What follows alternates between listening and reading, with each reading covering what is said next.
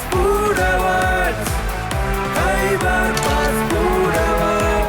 ABP Ananda Khyber pass food আওয়ার্সের সন্ধে আজ আমরা সম্মানিত করতে পেরে গর্বিত লস্ট অ্যান্ড রেয়ার রেসিপিসকে ক্লাউড কিচেন ক্যাটাগরিতে। কেমন লাগছে? অসম্ভব ভালো লাগছে। আমাদের চ্যানেলটা লস্ট অ্যান্ড রেয়ার রেসিপিস যখন শুরু হয়েছিল তখন অতিমারির সময়, তখন সত্যি ভাবিনি স্বীকৃতি আসবে এভাবে।